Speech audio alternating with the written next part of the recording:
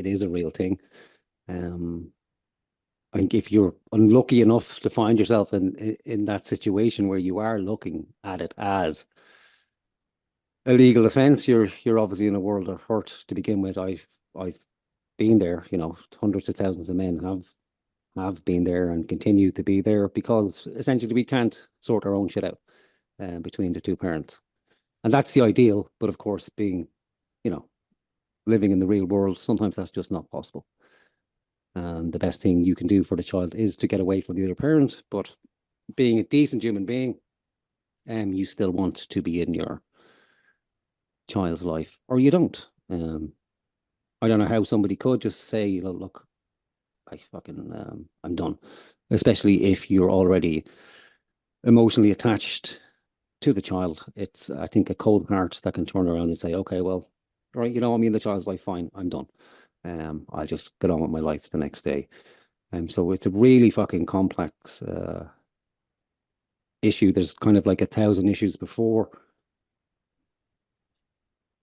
you're actually Yeah. seeking parental alienation. But there's a lot of mitigating factors. But it is a real thing. It's tricky in Ireland because I think it's recognized in Sweden. You look at the most progressive countries in Europe, that's where you're going to find most of the research done on it and the outcomes of court cases and stuff like that, if that information is available in those countries. But that's where you will find it. In Ireland, it's a relatively new thing. There's one particular professor, again, I think, who has his professorship is in Denmark or something like that, but he's an Irish citizen and he does operate within the Irish system. He's the kind of the go-to guy on it, the expert. But even he who would, you know, expound the theories is again very hesitant to actually make the calling and say, yes, this is an actual case of parental alienation.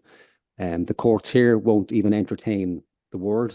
They put out a guideline to all courts and all came from the High Court to all courts throughout the land and all solicitors and barristers who operate within it, specifically not to refer to alienation within the court system, rather to talk about it in terms of estrangement.